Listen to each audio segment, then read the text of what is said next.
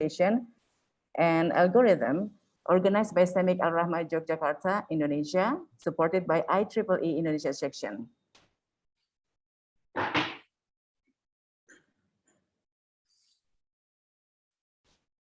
The Chairman of Steering Committee and the Chairman of STEMIC elrahmajogja, Mr. Eko Riswanto, Rektor of Science and Technology Akprin Yogyakarta, Dr. Edi Sutanto, Professor Dr. Adiwijaya, SSI, MSc from Telkom University, Bandung, Indonesia, Professor T.S. Dr. Ahmad Naim Chepti from University Technical Malaysia, Malacca, the Chairman of Isera Organizing Committee, Dr. Suwanto Raharjo, SSI, MCOM, and all presenters and participants of 2021 Third Isera, the International Conference on Electronics Representation and Algorithm.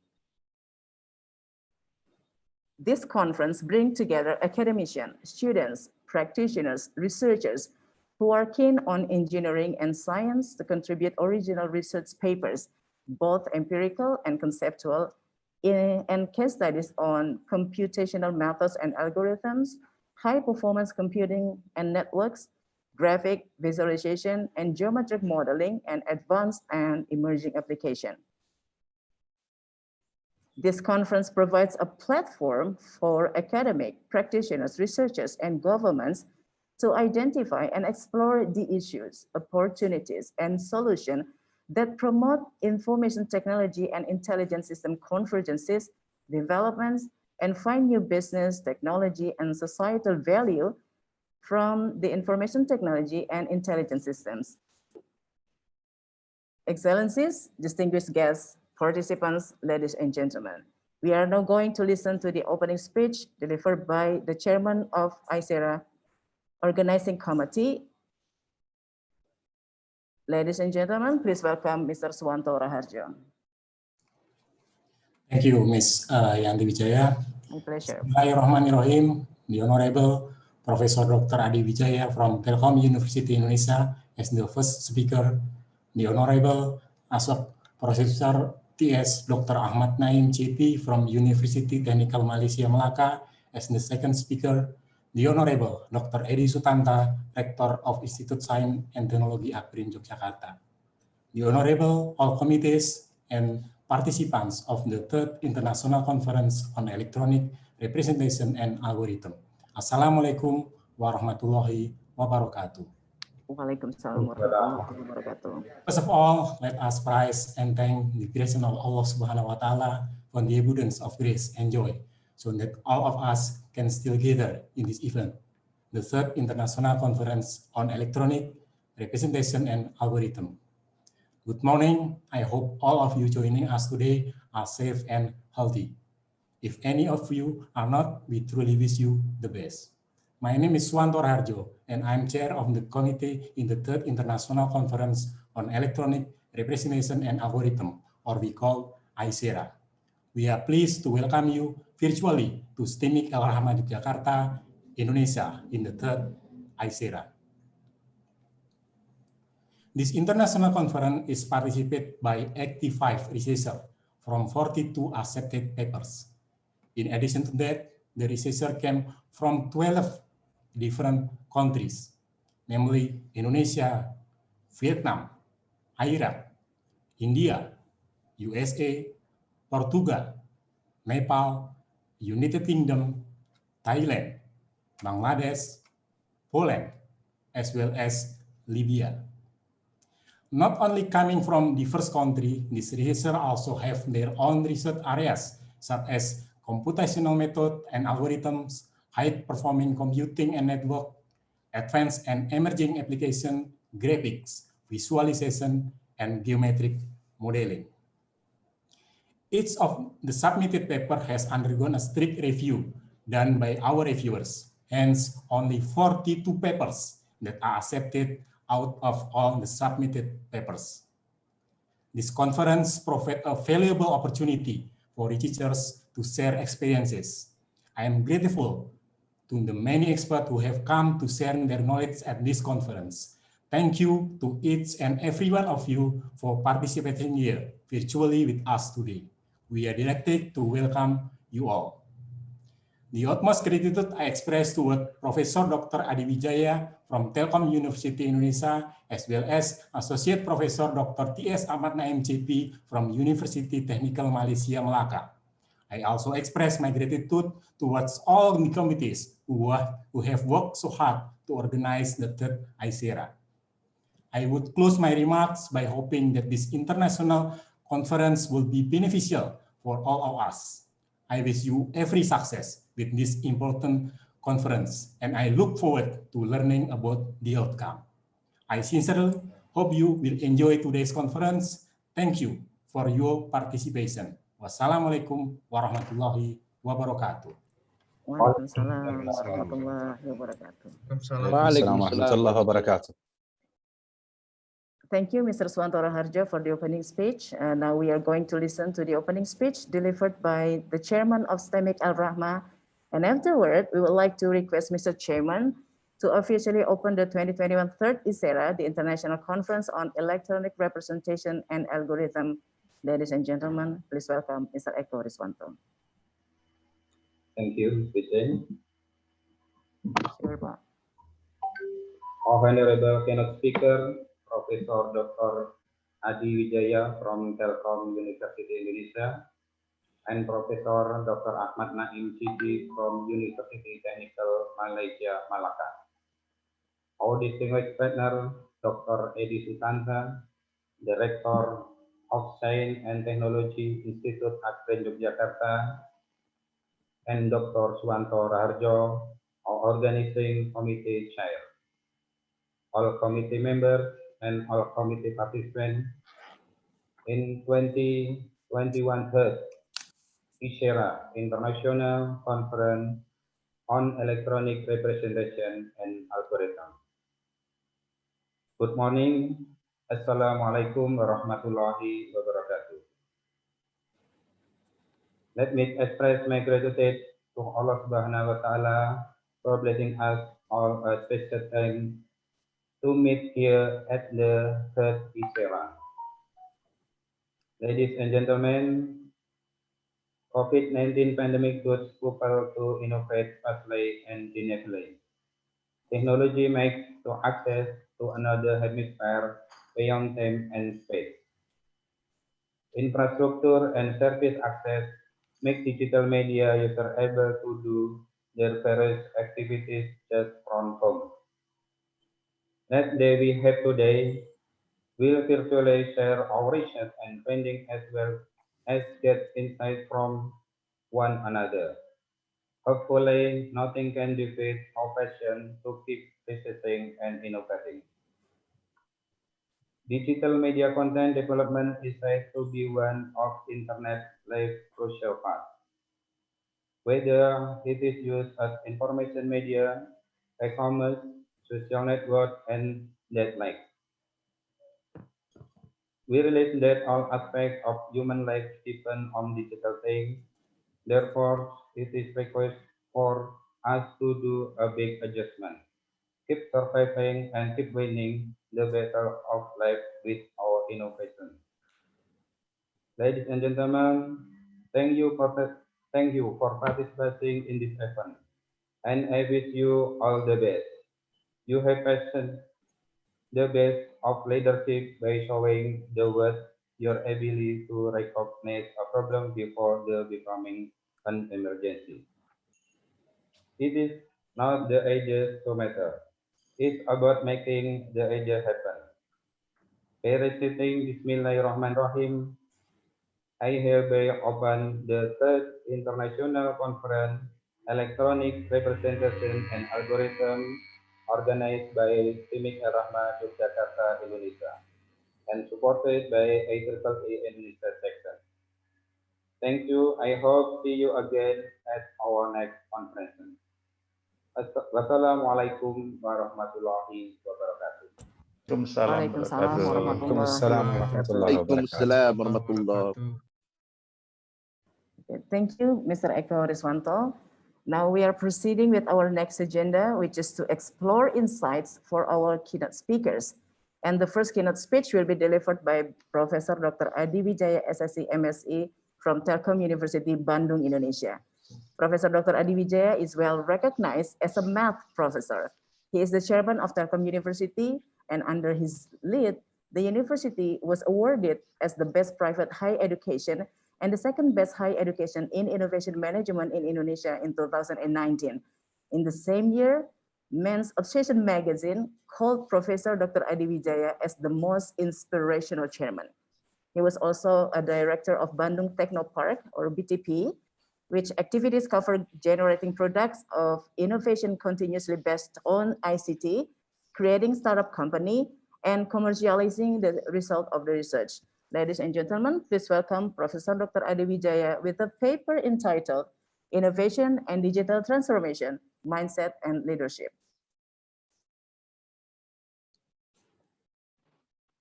Thank you, Mbak Yanti. My pleasure, Pak.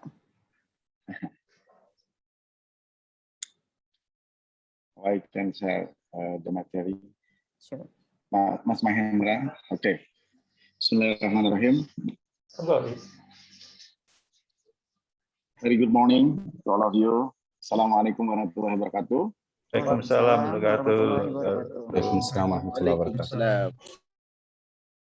Honorable speakers from Malaysia, of course, Honorable Pak Suwanto Raharjo as Chairman of Icera 2021, and also Honorable my friend from Islamic elrahma, Mr. Eko, nice to meet you again, and Honorable all advisory board and scientific committee and all participants and guests.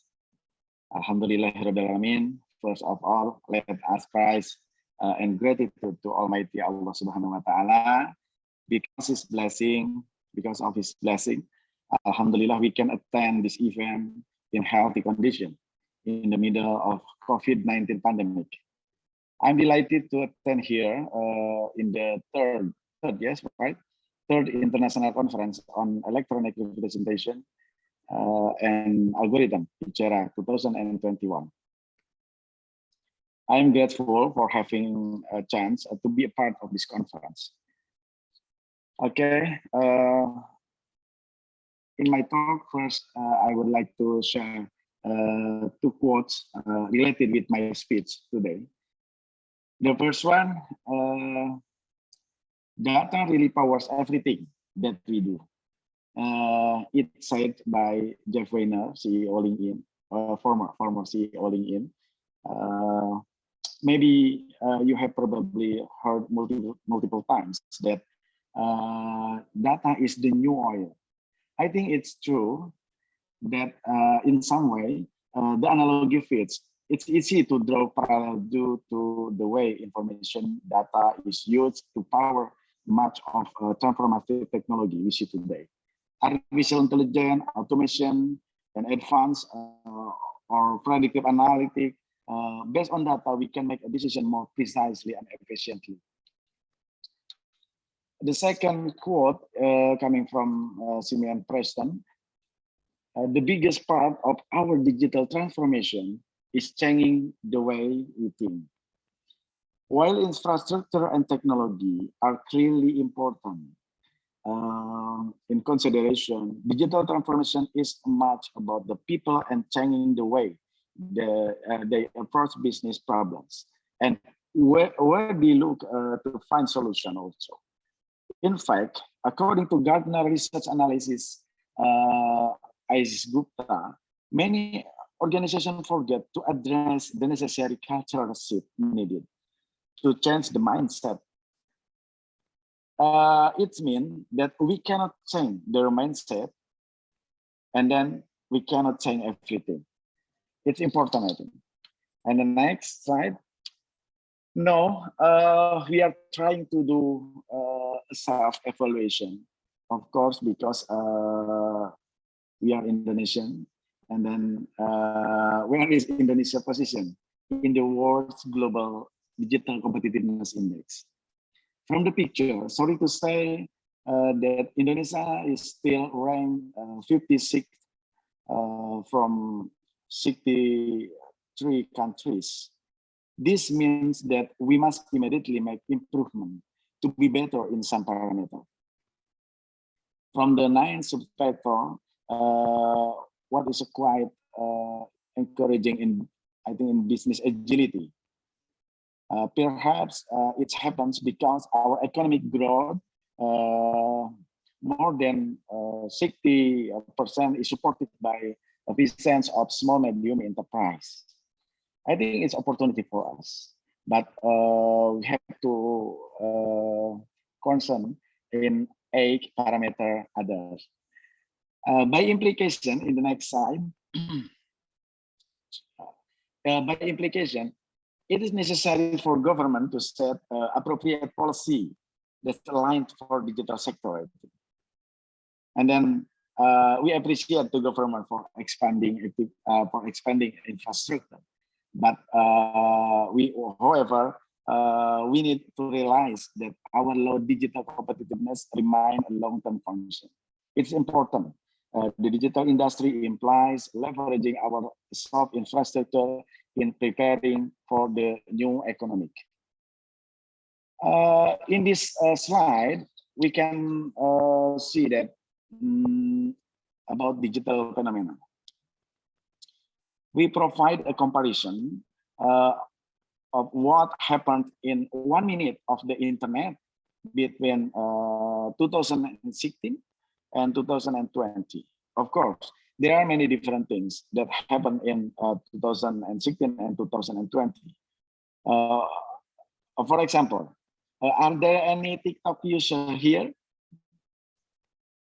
I think in 2016, almost everyone. there is no TikTok yet, right? But in 2020, only 2 years after launching, TikTok users have downloaded more than 1,000. I think it's okay, 1,400 TikTok content every minute. Furthermore, we can see the 3 comparison I said in below. That's only 4 years. YouTube viewers double every minute. Only 4 years, and we know that the population in 4 years has not doubled, right? In addition, Netflix usage also rose happily by more than 1,000% in 4 years. More than 1,000% in 4 years. Likewise, the use of chat message increased 3 times. Does this affect the lifestyle of Indonesian people, or vice versa? Of course, it can be seen that the internet user in Indonesia increased by about 15% in 2021. This affects people, society behavior and use of technology in Indonesia. In fact, this encourages change in business model and business structure. Okay, in the next slide, I will explain what the effect of business model and business structure in digital economy. We can see comparison of physical economy and digital economy. Okay, we focus in digital economy. Gojek, Grab, something like that. Even though the company doesn't have a fleet, the business valuation, I think, is very large. And then how about Netflix? We know Netflix is a company. It doesn't own a production house or cinema, but we know that Netflix is the biggest film provider in our home, in our gadget, and like that. Likewise with Tokopedia, Shopee, and each other and others, without having a physical place to sell, but their market is extraordinary. Just running in gadget, and then from this one, I think we know that IT infrastructure and digital capabilities play in a major role. Take a look at value of our fintech and e-commerce in Indonesia in 2021. From year to year, year over year, the value continuously increase, growth more than 15% a year. I think it's an opportunity for us to grab opportunity and contribute to growth of our economic in Indonesia. Okay, the next slide. I think we know Jacob Morgan. Jacob Morgan in 2015 revealed 14 principles of future organization.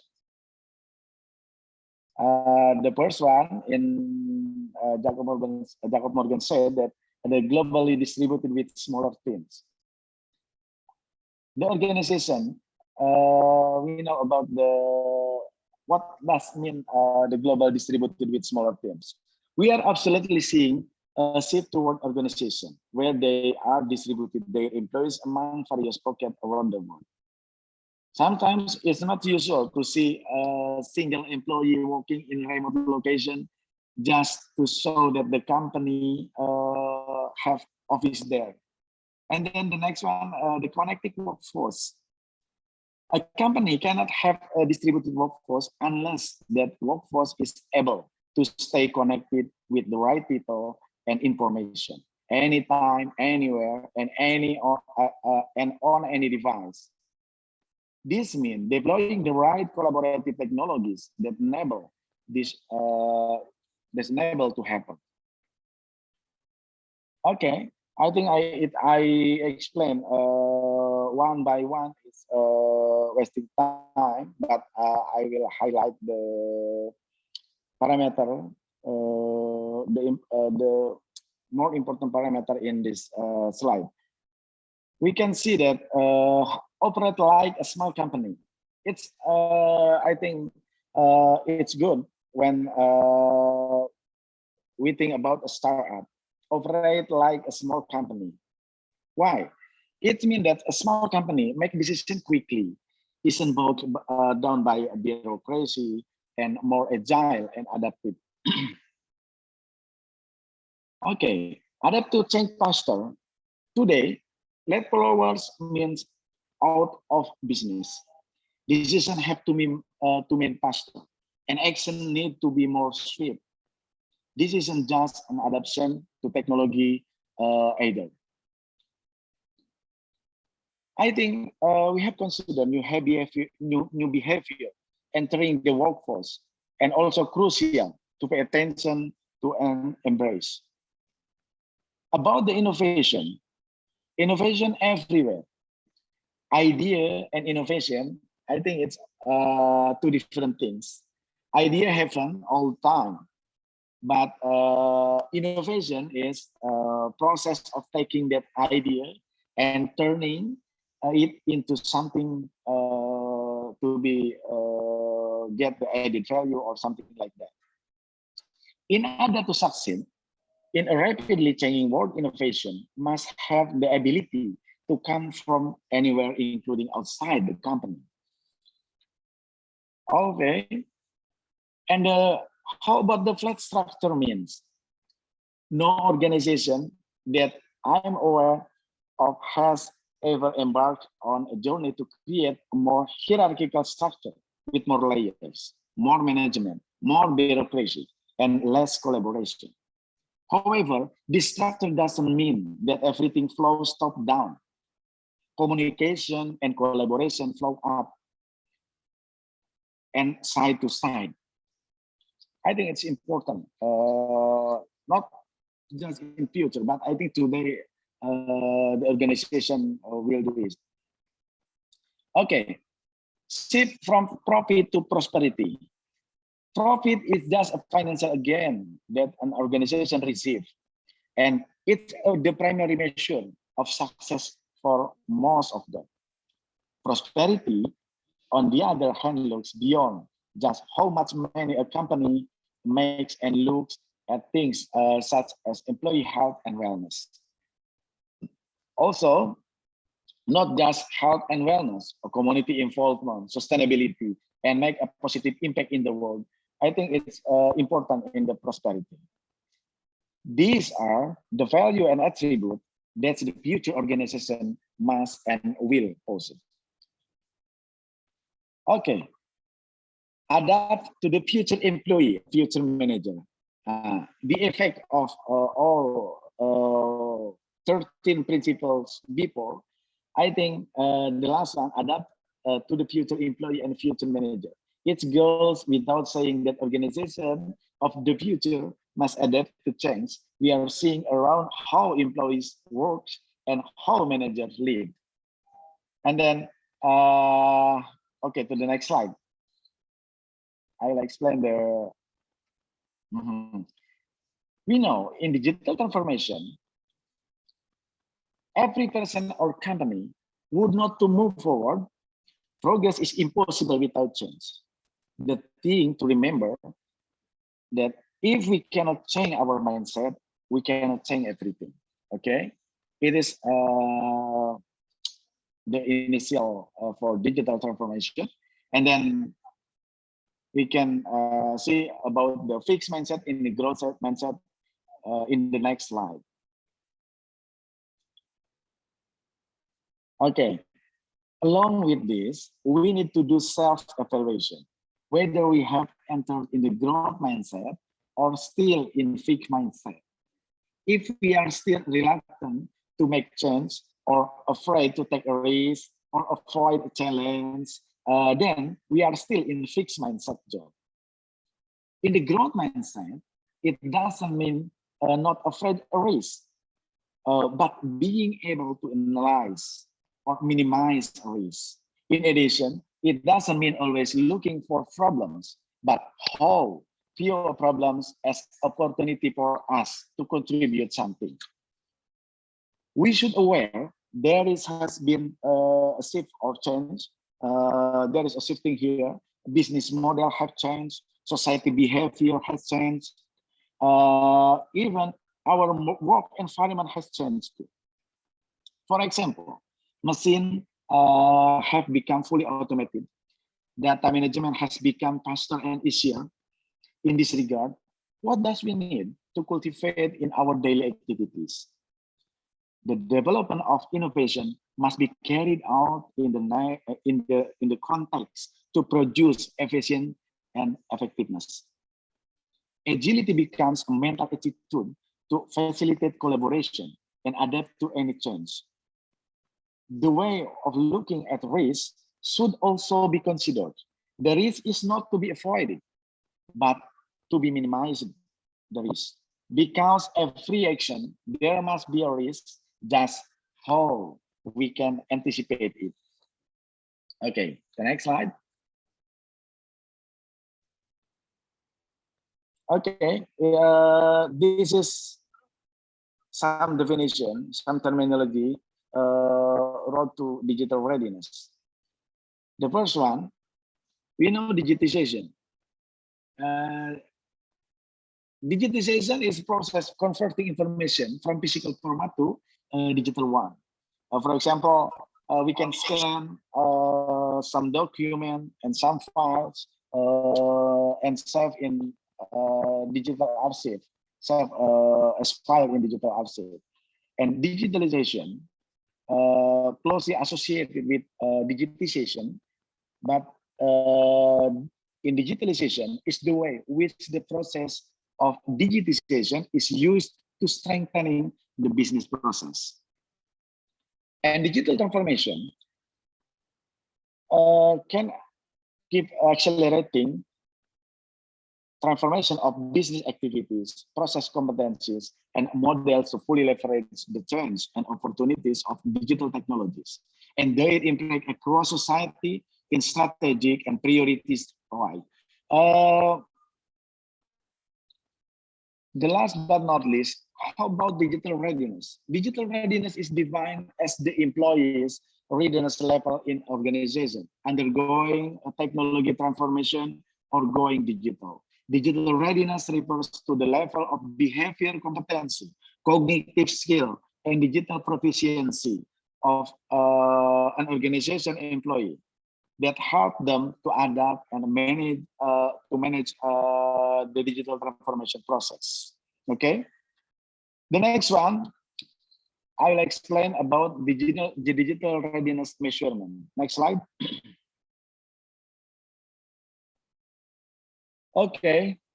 The two most important aspects of digital readiness tests are evaluating the potential, and which just consists of behavior and cognitive competency.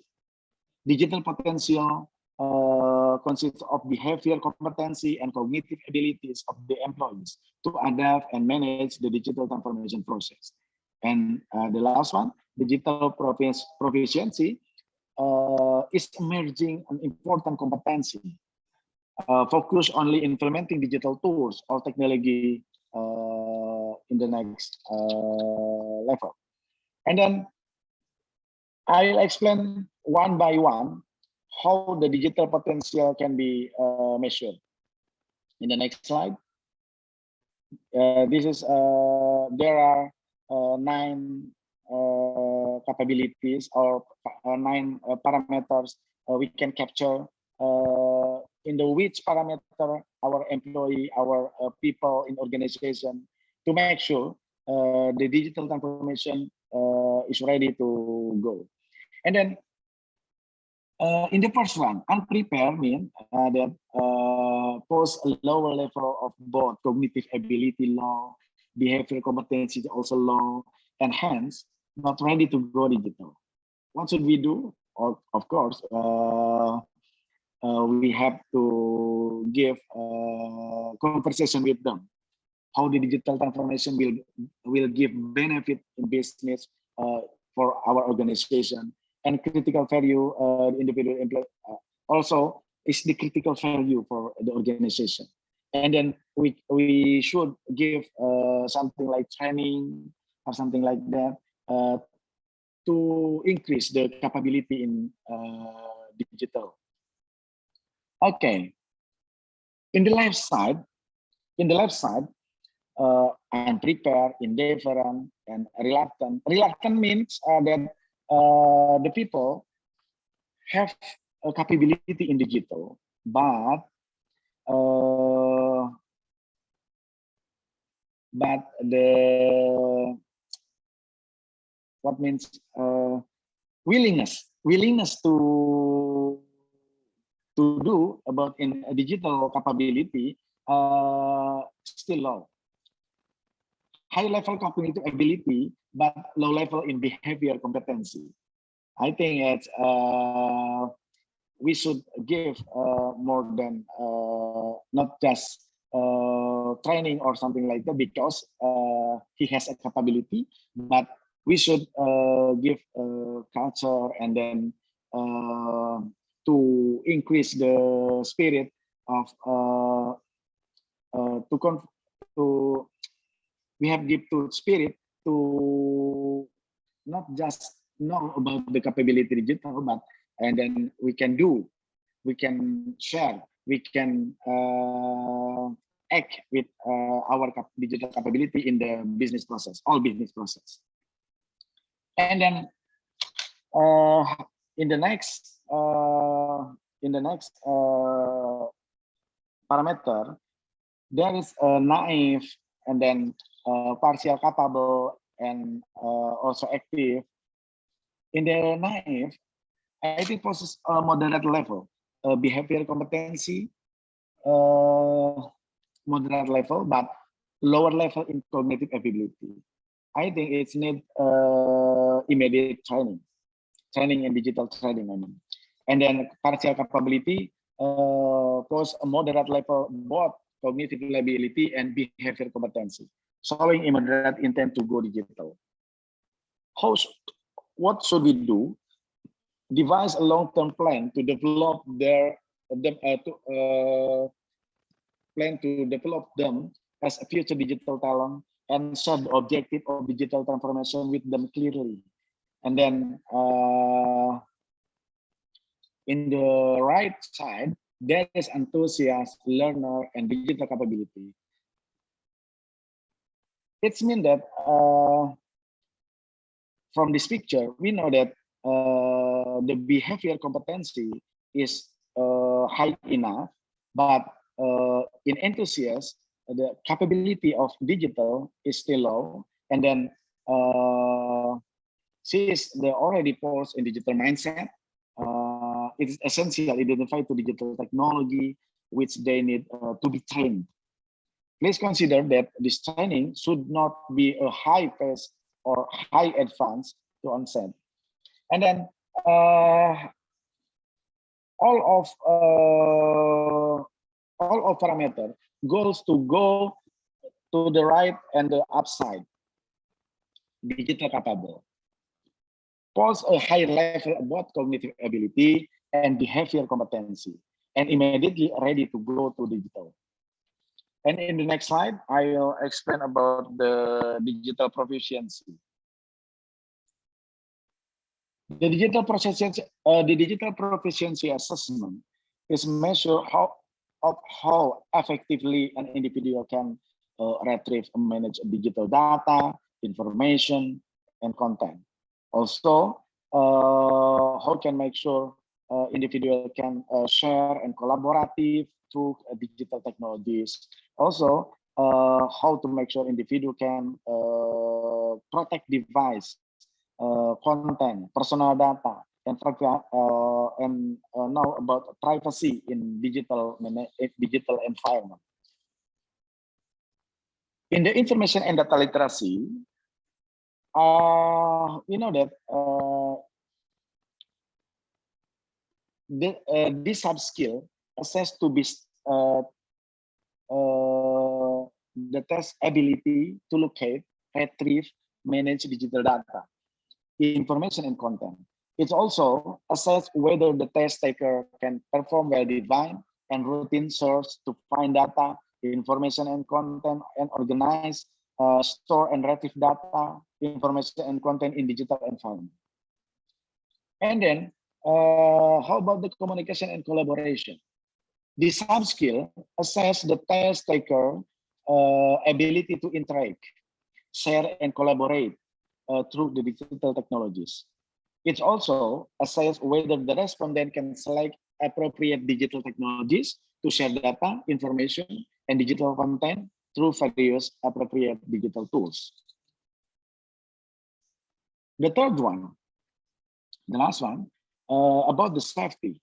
This is sub-skill assess the test taker abilities to protect devices, content, personal data, and privacy in digital environment. It also assesses if the respondent can differentiate between risk and threat in digital environment and select secure measure to protect personal data and privacy. Okay. The next one. In digital readiness assessment, assessment needs to cover three important dimensions: culture assessment, process assessment, technology assessment. Okay, and then about in the operation, there are three elements.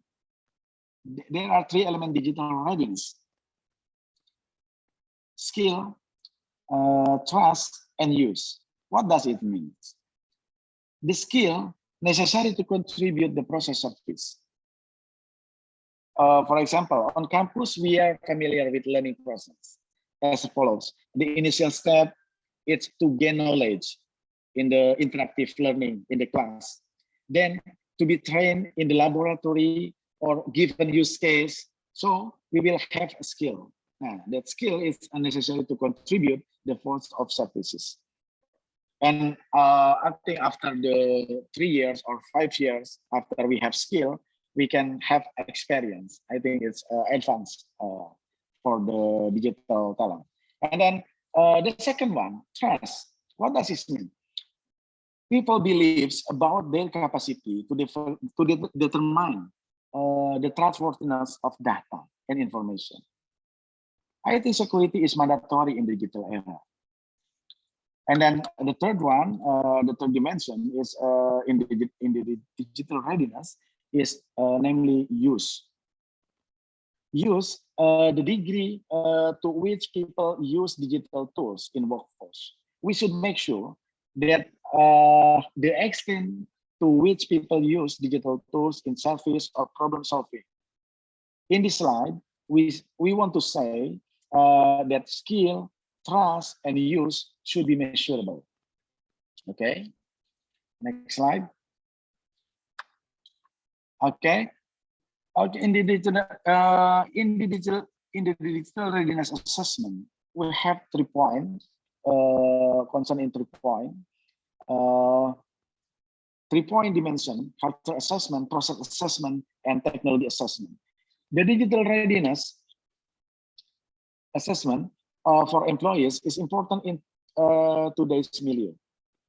It ensures that your employees or people in organization are actively contributing to the growth of business. The first one, about the culture assessment. For example, in manufacturing operation, the process of automation, augmentation, and intelligence can empower or aid the workforce, not eliminate it. It is clear to consider the impact of people and culture they practice in the manufacturing enterprise. This will help the assessment define that roles played by different people in the organization. It will help measure and define adoption of data-driven manufacturing. It will also establish the stage of implementation of relevant initiative like predictive analytics, machine learning, or etc. And then, how about the process assessment? Process mitigate or eliminates risk in operation. So, understanding the process and its adherence is a critical part of assessment towards digital maturity. This will help establish a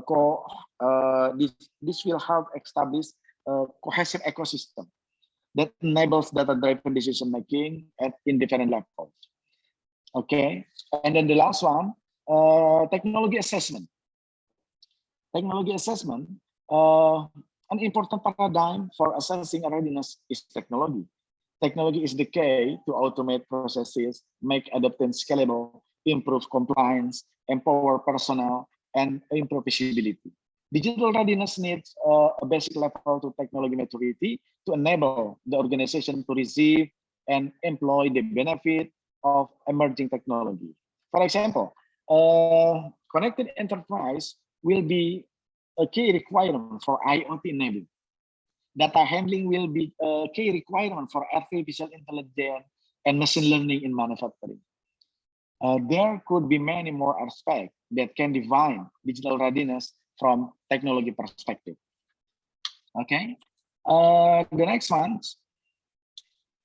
I should explain cultural touch point and technology touch point. I think 2 touch point is important to make sure the goal of digital readiness level. In this one, about the culture touch point, the success of digital transformation is not only determined by assessment process that has been described before. To make it happen based on my best practice, it can be implemented into approach. The first one is culture touch point. Culture touch point where every person in the organization always think as a leader. I highlight think. Thinking is not the same in acting as acting. Thinking as a leader will emerge a sense of responsibility to focus on realizing the vision.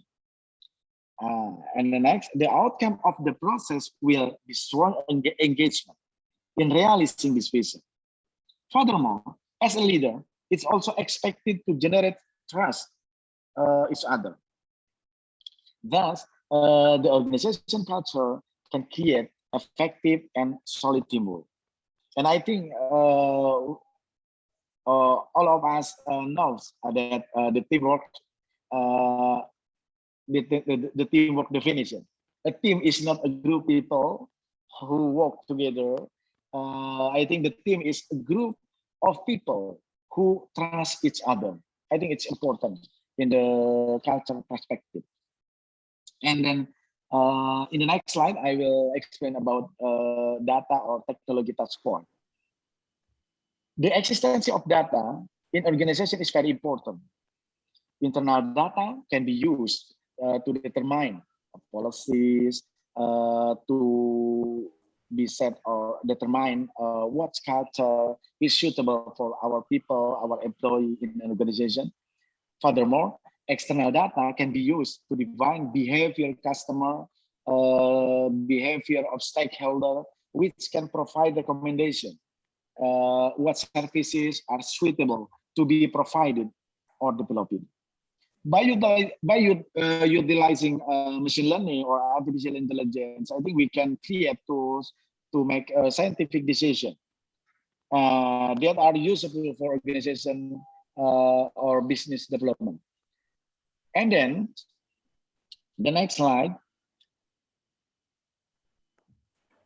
I could explain about digital transformation, the resume of digital transformation. The role of three things, namely vision, culture, technology. I think it's the fundamental or very important in the organization to be keep a digital transformation process. Vision is needed to define what strategy should be done along with the milestone, and then what culture need to be built as engine to achieve its strategy development.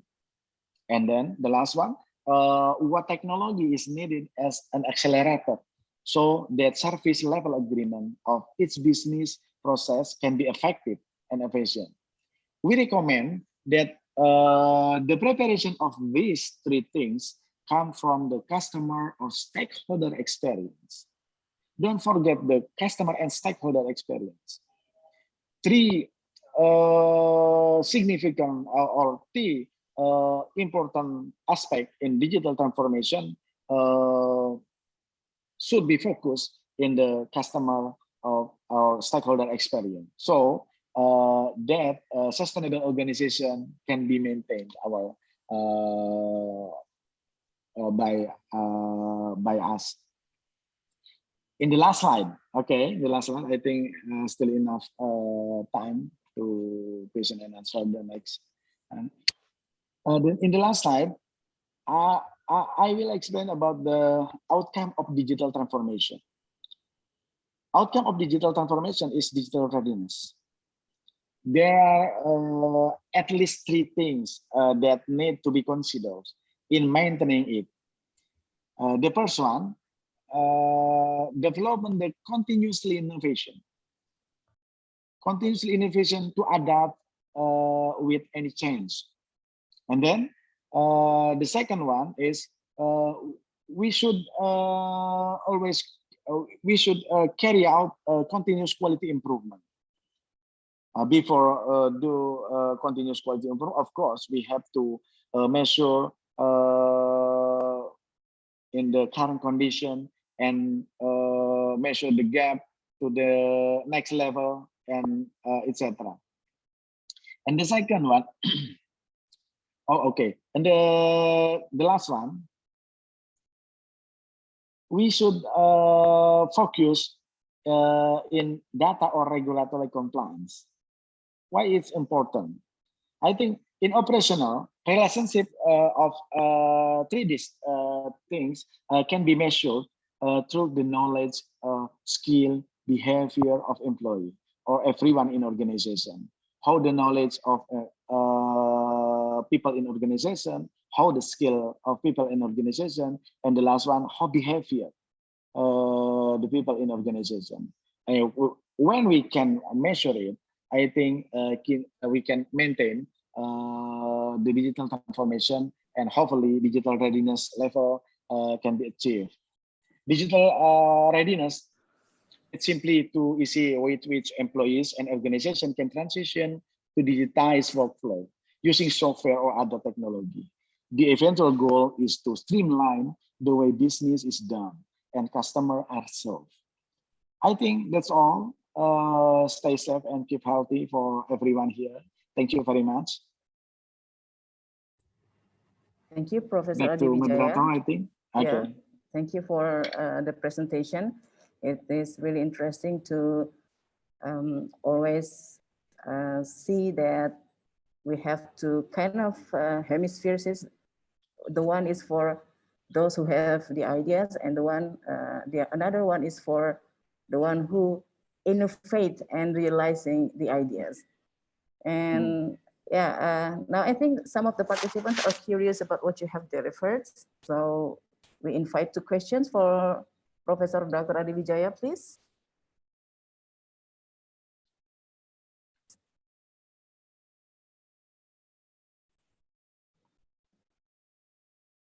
Silakan Bapak Ibu, if you have questions.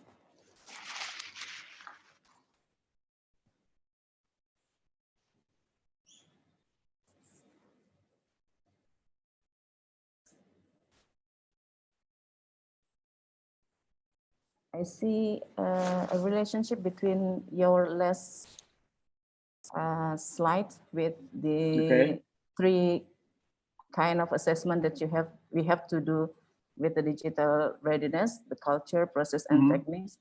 I think the culture is related to behavior, right? Yes, right. The knowledge is related to the process, and the the technical things related to the skills. To the skill. Okay, that's right. Yeah, that's good. Anyone?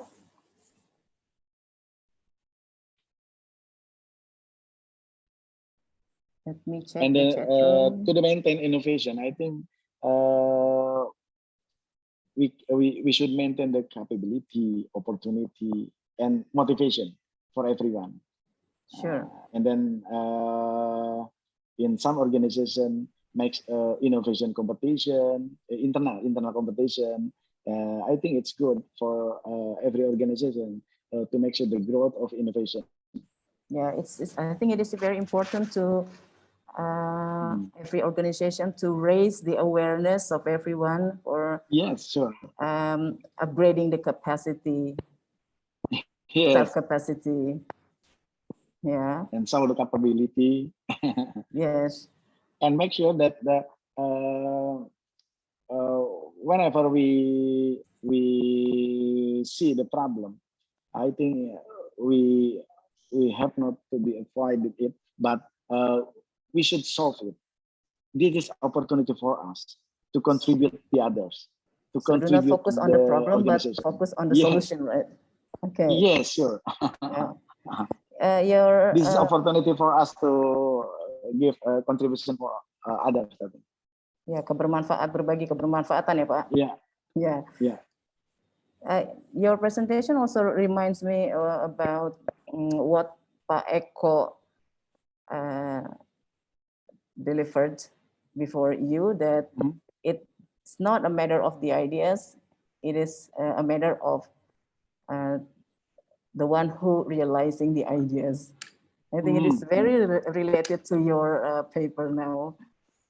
Yes, sure. Okay. Professor Naim, are you here with us?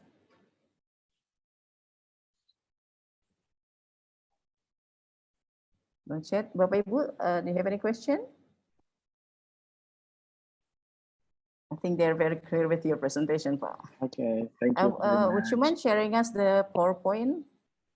Okay, sure. Yeah, it's very interesting to have your PowerPoint. Thank you. I will send to Pak Eko, right? Okay. Thank you once again, Professor Adiwijaya, for the sharing of your support work. Welcome. Please stay safe and healthy, Prof. Okay, thank you. Thank you. Thank you. Yeah, ladies and gentlemen, our next keynote speech, the role of computational intelligence for COVID-19 pandemic, will be delivered by Associate Professor TS Dr. Ahmad Naim Cepi from University Technical Malaysia, Malacca. Dr. Naim, or Mr. Cepi, is currently an associate professor in the Faculty of Information and Communication Technology, UTM. He earned a PhD from the University of Nottingham, the United Kingdom, in 2011, specializing on computer games technology. He joined UTM in 2003, where he has taught numerous subjects related to computer science at both undergraduate and postgraduate levels. Dr. Naim supervises dissertation and thesis in the area of game-based learning, games and multimedia technology, mobile computing, animation techniques, as well as web-based application. While he is primarily a computer game researcher, his work tends to have a strong interdisciplinary focus. His current research has two broad areas: developing methods to support collaborative learning using computer games as a tool, apply theories and experimental techniques to provide a better understanding of how computer games are able to assist people with disabilities. His other interest involves the use of innovative green technology and renewable energy methods to create environment-friendly products. Ladies and gentlemen, please welcome Dr. Ahmad Naim Cepi. Baik, terima kasih pada Ibu Yanti. Just let me share my slide.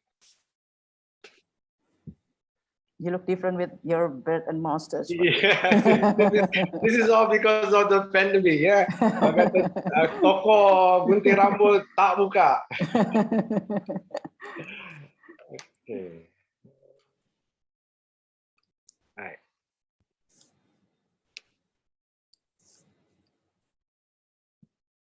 Okay. Can everyone see? Very clear. All right, and the audio hopefully okay. Yeah. Yeah.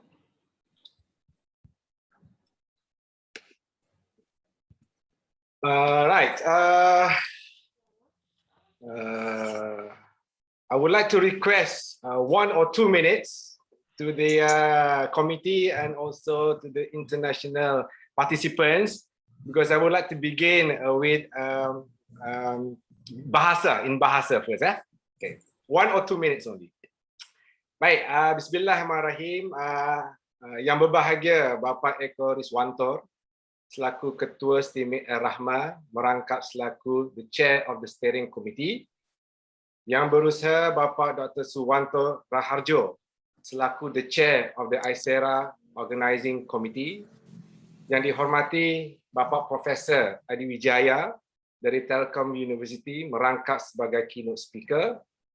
Juga yang dihormati Ibu Sri Wahyuni selaku Isera Sekretariat, delegasi-delegasi participants conference, seluruh keluarga Estimate El-Rahma, dan seterusnya bapak-bapak dan ibu-ibu yang dihormati sekalian. Saya mau mulakan bicara dengan 4 kerat pantun. Bisa ya? Masih banyak sisanya. Nah. Ibu ke pasar membeli ayam. Beliau juga membeli buah kepala. Seiring dengan ucapan salam. Assalamualaikum, semoga sejahtera. Jadi kami orang-orang Melaka memang begitu Pak. Selalunya di majlis-majlis rasmi pasti adanya pantunnya ya. Baik, izinkan saya untuk memberi ucap pertama ini dalam bahasa Inggeris insya-Allah ya. Ladies and gentlemen, first and foremost, I would like to express my highest gratitude and appreciation to the Isera 2021 committee for the opportunity given to me as one of the keynote presenter. Now, for your information, this is my second keynote presenter for Isera. The first was in 2019. Whereby I have the opportunity to actually being physically there. I miss traveling. I miss interacting with the delegates and participants, enjoying the experiences, missing the local food and the whole conference environment lah, basically. Juga dibawa jalan-jalan oleh Bapak Ketua dan juga Bapak Suparyanto. Alhamdulillah. You still remember their name? Yes. Thank you. Sama-sama, Prof. Yeah. Jadi, the theme of the keynote session was given to me is regarding how artificial intelligence or computational intelligence can be used in tackling the COVID-19 pandemic.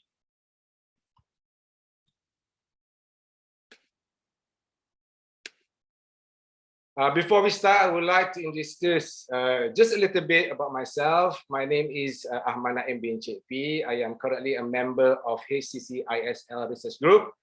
I used to be the head of this group 2 years ago. As mentioned by Ibu Yanti, I'm currently based at the Faculty of Information and Communication Technology, University Technical Malaysia Melaka. I'm currently at home, working at home. It's been what, nearly 2 weeks already. Melaka and the whole Malaysia in lockdown system lah, basically. Right. So next slide. Okay, ladies and gentlemen, I would like to begin by sharing with you some of the key moments involving COVID-19 and how this pandemic is all started lah. Yeah. So it's actually started on the 8th of December 2019, where a man was admitted to a hospital in Wuhan, China, regarding some sort of pneumonia illness. Yeah. So between 8th until 31st December, this pneumonia illness has caught other residents, and there are more cases were reported in Wuhan, and there was a cluster was identified. Now, these patients are said to have high fevers, sign of pneumonia, and they are not responding to antibiotics or any medical prescribed by the doctors. Yeah?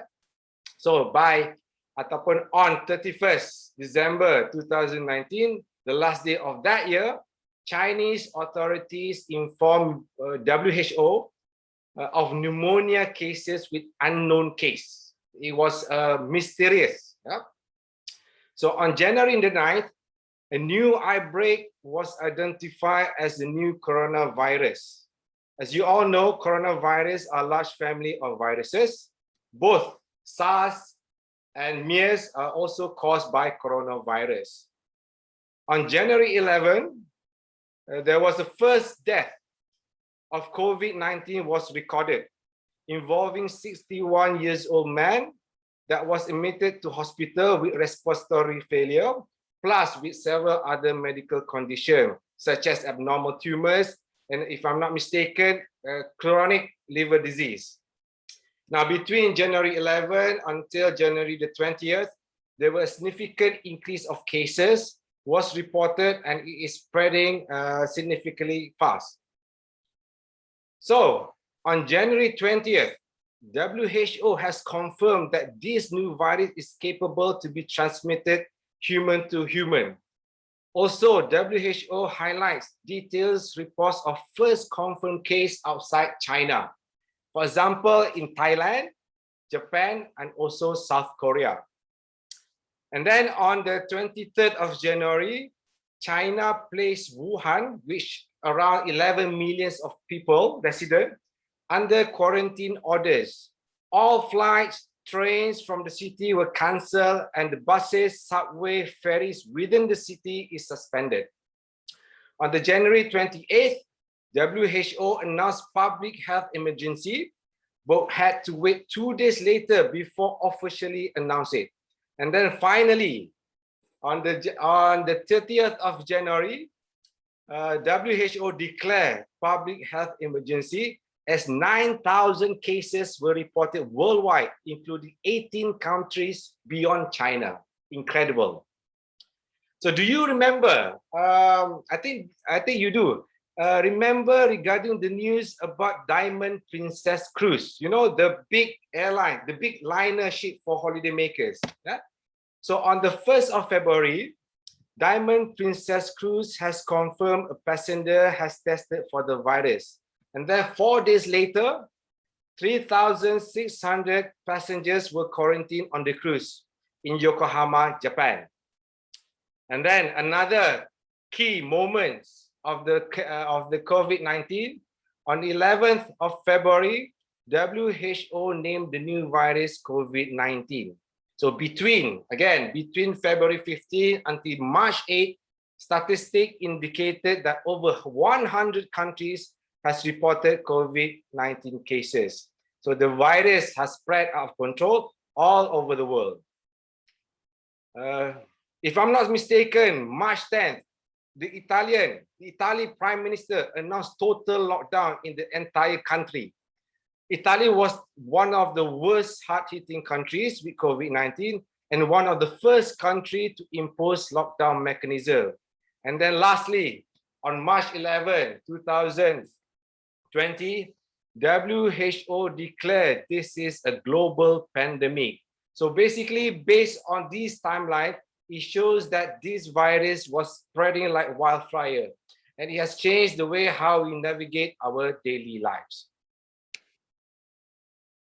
All right, ladies and gentlemen, one slide regarding how COVID-19 spread throughout Southeast Asia. It began on 13th January 2020, whereby Thailand became the first country outside China to report a case involving a 61-year-old Chinese woman who was a resident of Wuhan. What happened was she flew with her family to Bangkok, and on 8th January, she was detected using a thermal surveillance and then hospitalized. A few days later, she was tested positive for the virus. Next, on the 23rd January 2020, Singapore and Vietnam report its first case in Singapore involving 66-year-old Chinese man who flew in Guangzhou with his family, while for Vietnam, it was confirmed that the pandemic has spread to Vietnam because when a 65-year-old Chinese man traveling from epicenter Wuhan to Hanoi to visit his son tested positive. And then later on, he passed the virus. His son was contracted from the virus from his father. On the 25th January 2020, Malaysia announced its first case of COVID-19. It started when 8 Chinese nationals were quarantined in hotel in Johor Bahru, which is on the 24th January, after coming into contact with an infected person from Singapore. And then on January 27th, Cambodia announced its first case, also involved a 60-year-old Chinese man who has travel history to Wuhan with his family. At the end of that month, 30th January, the Philippines confirmed its first case in Manila, involved 38-year-old Chinese woman. And then the second case was confirmed on the 2nd February, involving 44-year-old Chinese man who died a day later. 2nd March, Indonesia reported its first case. After 31 years old, I think I'm not sure, if I'm not mistaken, it's a dance teacher, and his mother was tested positive for the virus. Both were in contact with a Japanese national who were later tested positive in Malaysia. So within 1 month, by 9th April, the virus has spread throughout 34 provinces in Indonesia.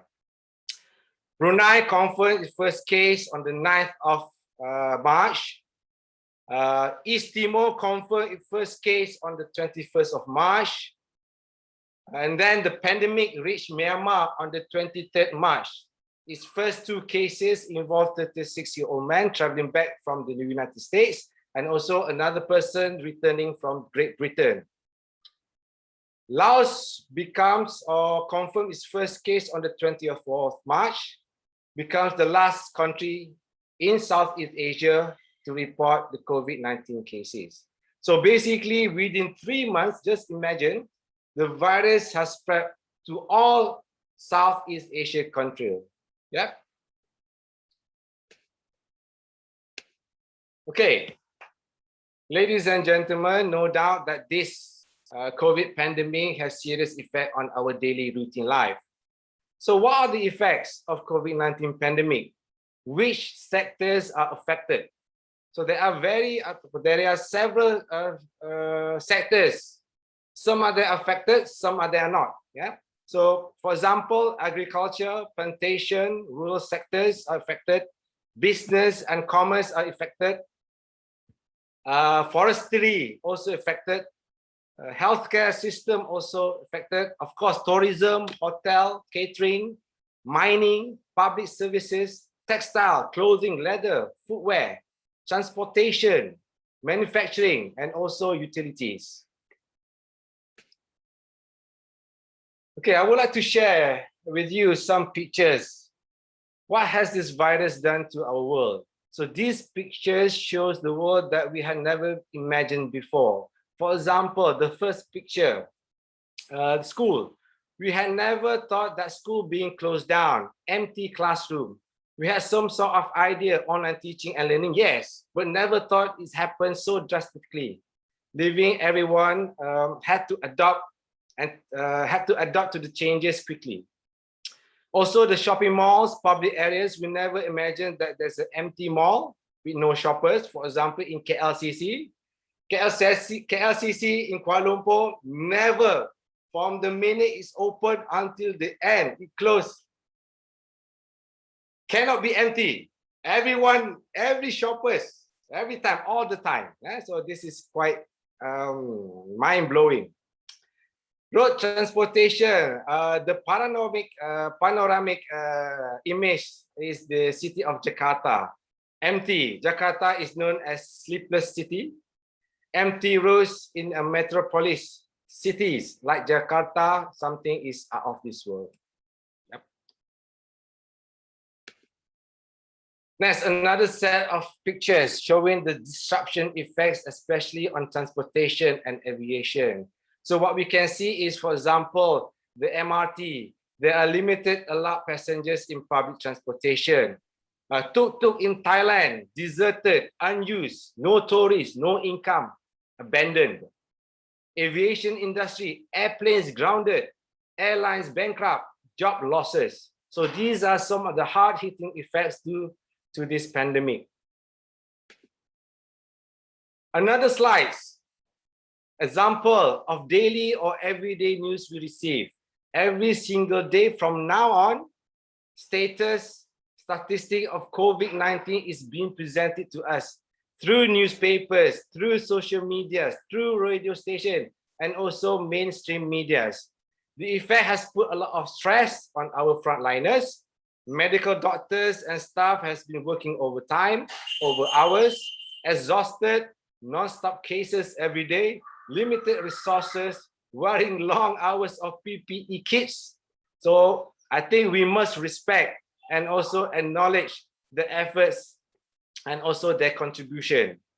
And then also there's an implementation of restriction on traveling between states, district order checks, only special pass or permissions are allowed to cross states. Okay, ladies and gentlemen, I would like to focus on three main areas of the effects of COVID-19, which are very crucial. The first is the healthcare. We must protect our healthcare. And then the second is the economy. And then the third is the social. Okay, for healthcare, we have some sort of challenges in diagnosis, quarantine, and treatment of suspected or confirmed cases. We put a lot of burden on the functioning of the existing medical system. Patients with other disease and health problems are getting neglected. Overload on doctors and other healthcare professionals who are at very high risk. And then overloading on medical shops, requirement for high protection, and then disruption of medical supply chains. So these are some of the issues affected the healthcare. Next, in terms of the economy, yes, there has been some sort of slowing of the manufacturing of essential goods, disrupt of the supply chains of products, losses in national, also international businesses. And then there is a cash flow, poor cash flow in the market, significant slowing down in the revenue growth. And then for the third one is basically what effects on the social service sectors is not being able to provide the proper service. There is a cancellation or postponement of large-scale sport and tournaments, avoiding national and international traveling and cancellation of services. There was a disruption of celebration of cultural, religious, and also festive events, and undue stress among the population. social distancing with our peers and family members. Yes, for example, myself, it's been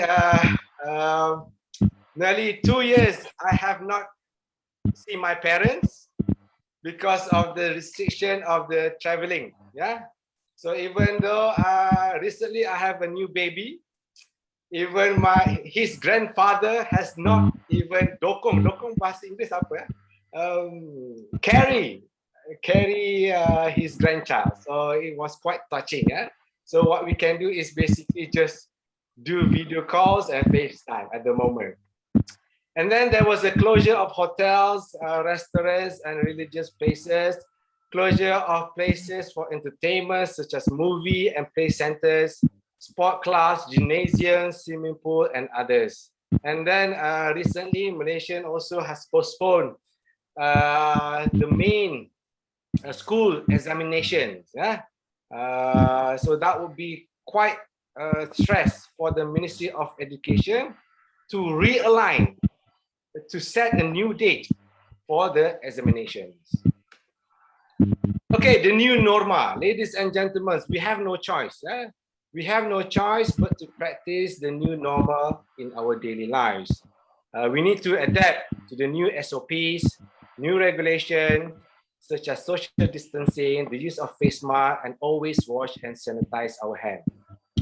But bear in mind that not all sectors have negative impact from this pandemic. For example, telco companies. The rise of mobile data subscription. Yes. IT and online application boost. Home broadband installation. The increase of online shopping. Food delivery service. Grab Food Panda. And also the demands of our sanitizer and also our face mask. So these are examples of sectors that actually makes money on this pandemic. Okay, these 4 pictures shows some of the new normal that we have to face in this pandemic situation. There was a paradigm shift in education, whereby from face-to-face classes move to online classes. Not only the students have to go through this new normal situation, but also educators like us, lecturers, teachers, the ministry, and also the institutions such as the universities, college, and schools, in order to provide the infrastructure and equipment to support online learning. Next, on the right, now there is a requirement. Every day, even though there's a shop 2-minute walk from my house, I need to check for my temperature. So temperature scanning is everywhere. We need to record out our temperature if even we just for a short while. The next picture below shows a long queues lining up with the required social distance between each person.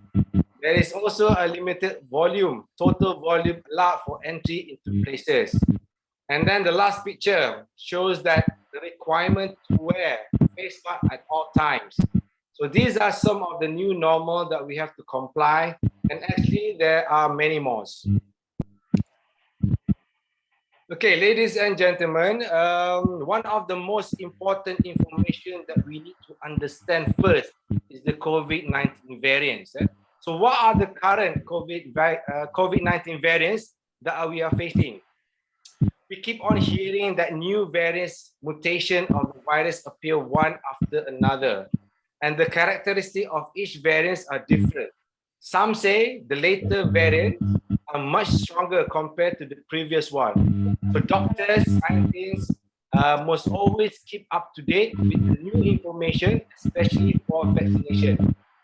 So does the current vaccine able to stop the new variants? That's the question. So ever since the origin, the first COVID-19 variants, the virus has mutated several times.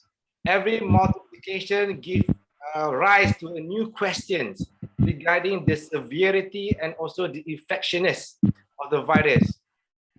Now, COVID-19 variants are to be known recently, to be known by letters of the Greek alphabet to avoid stigmatizing nation where they were first detected.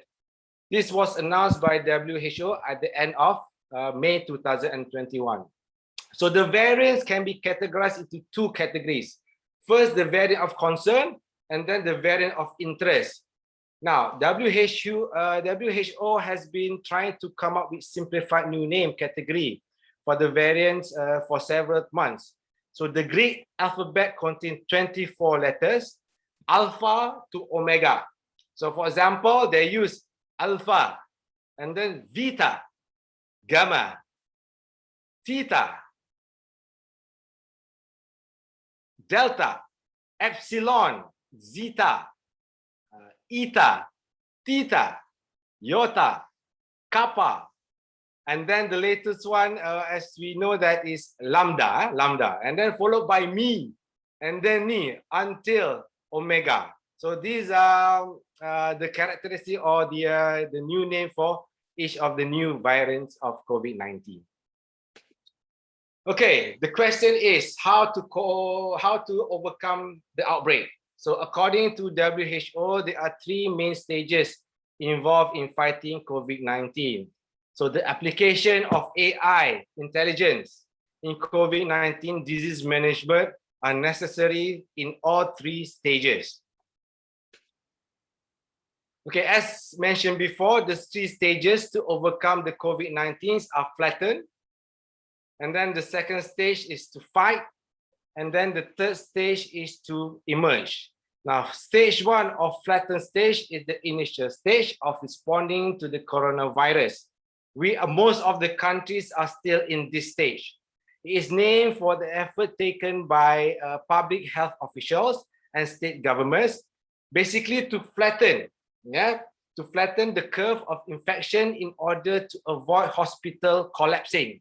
As mentioned before, we need to protect our hospitals. It also requires physical distancing, bans on gatherings, and also closing of all non-essential businesses. This is what WHO call all of government, all of society approach to tackling the pandemic. But unfortunately, when we try to flatten the curve, we also flatten the economy. Closing down factories, closing down businesses. So basically, this first phase is the most worst phase. Now, moving on to stage two, which is the fight stage, it refers to where we are able to have some sort of control, and there is a sustainable decline of the new cases. In this phase, the curve has been flattened, and the rate of the new infection is moving towards zero, giving hospitals and medical facilities a chance to take care of other patients that have been waiting throughout the crisis. Remember, all patients is not related with COVID-19. We have plenty more other patients related with other diseases or any illness. Now, in this fight phase, it's possible to reduce some restriction and also to restore a moderate level of economic activities. And then the last stage is the emerge stage. This is considered as the ultimate goal to reach the future phase, at which point vaccines is approved, vaccines is available, and widely administered. The vaccine basically must be at least 80 to 90% effective to likely provide herd immunity. In this phase, economic activities can be fully restored. So another aspect of the emerge phase is basically the therapeutics. Doctors in this phase knows how to treat the COVID-19, minimizing death rates, and perhaps reducing the need for hospitalization. So this phase considered as the best phase. Okay, so this slide indicated 4 stages of response plan, which many countries are currently implemented. So the phase 1 is containment. We have to control the virus. The containment phase involves trying to catch cases early and trace all contacts to avoid the spread of the virus. it is hoped that such measure would prevent a heavy burden on the healthcare system, the hospitals, which would struggle to cope with the demand caused by a massive influx of COVID-19 cases. Now, the goal of this containment stage is basically to prevent the virus taking hold of the country as long as possible. Now, phase 2 delay. So if phase 1 containment did not work and the number of cases still rising dramatically, the country was going to enter into this stage, which is the delay stage. So most of the countries are in this phase. This means that the government need to put an effort to delay the spread of the illness. Illness such as continuous cough or high temperature must now stay at home for 7 days. School being closed, cancel large-scale gathering like sporting events and also festivals, and encourage people to work from home like me, are tactics used to delay the spreading of the virus. Now, if we fail, delay phase, we enter phase 3, which is research. Okay, the government will intensify focus on finding more about the virus spreads and how those who are infected can be treated most effectively. And then last phase, which is the last, we don't want to enter this phase. This is the red alert or the worst case scenario. For example, during this phase 4, the pressure on services and wider society may start to become significantly noticeable. At this stage, the virus would be considered widespread and also out of control. So we hope we don't enter this phase. Also, police could be reduced to just handling with very serious crimes and maintaining public order if officer numbers are dropped. Also, maybe we have to call back doktor-doktor yang pencen, yang dah retired, retired medical staff have to be called back to service the country, to help the country in reducing or stop this virus. Right, ladies and gentlemen, technologists, scientists, researchers, doctors must work together and collaborate to fight this virus. So how artificial intelligence can help tackling this pandemic? There are many AI capabilities and branches that we can use for this purpose. The AI branches, as you all know, consist of expert system. We have robotics, machine learning, neural networks, fuzzy logic, natural languages, and many more.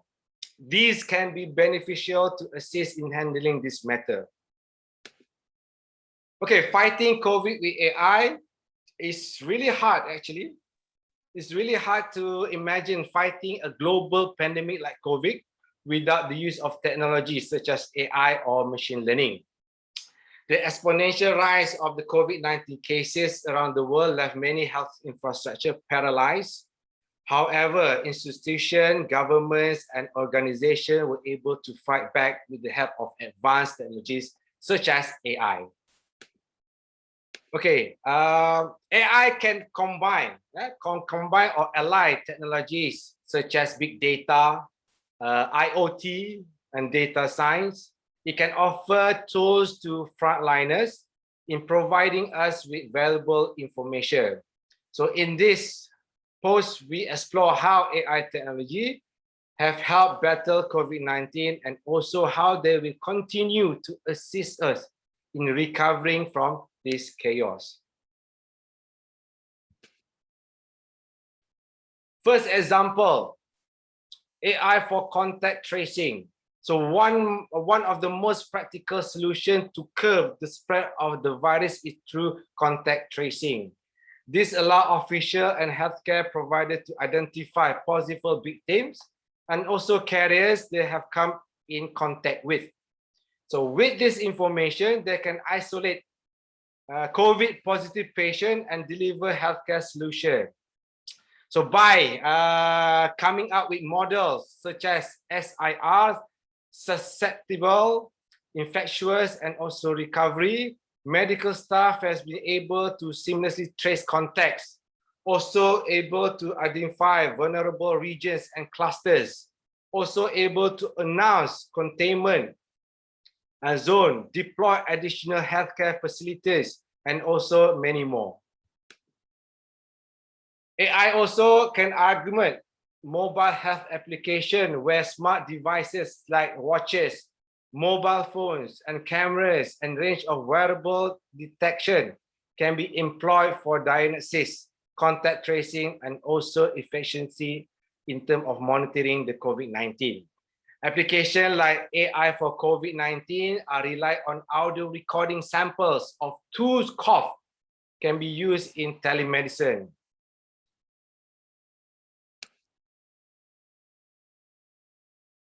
AI for predicting spread, also AI can harness for forecasting the spread of virus and also developing early warning system by extracting information from social medias, calls and news sites, and provide useful information about the vulnerable region, and for also predicting the mobility dan juga mortality.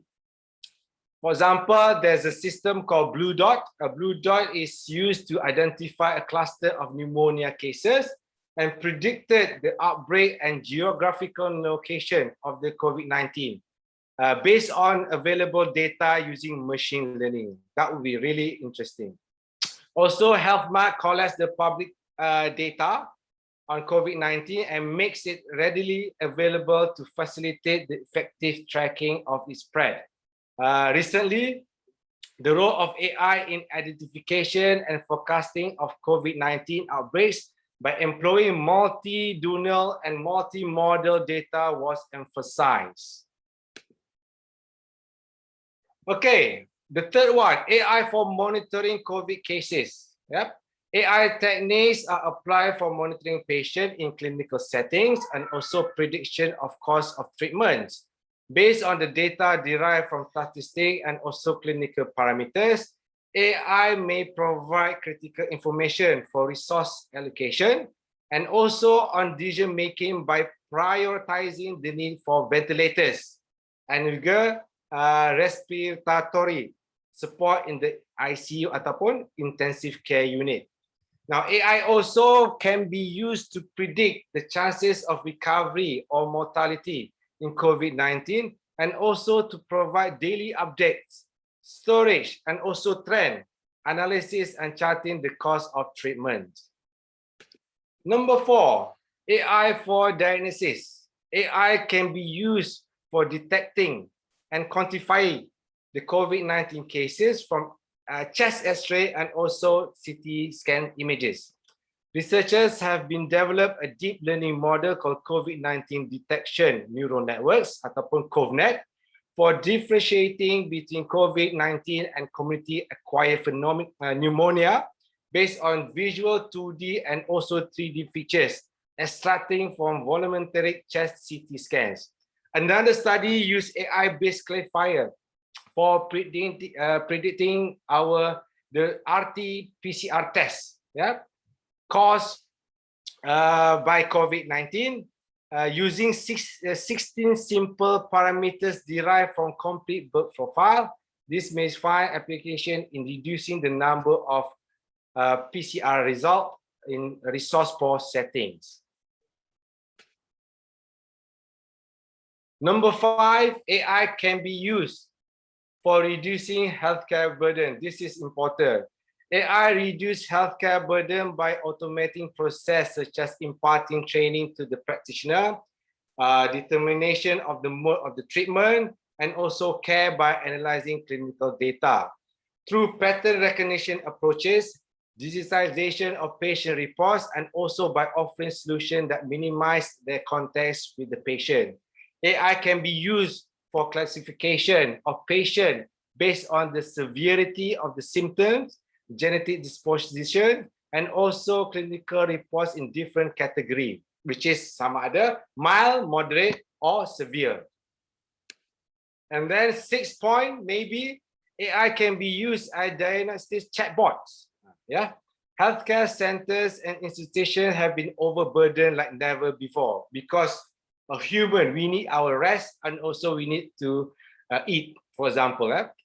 Thankfully, AI system has have come to the rescue in precise diagnostic chatbot through tech concepts such as NLP, an organization called PageMedic roll out a chatbot that offers a highly accurate diagnosis of COVID-19 to data fed to its user. Now, based on responses to questions, the chatbot retrieved and offered guidelines, offered diagnosis, and also offered solutions from the most credible resources, and also suggested that if a patient needs to be isolated, seek medical attention, or understand that their infection is a common flu or not COVID-19.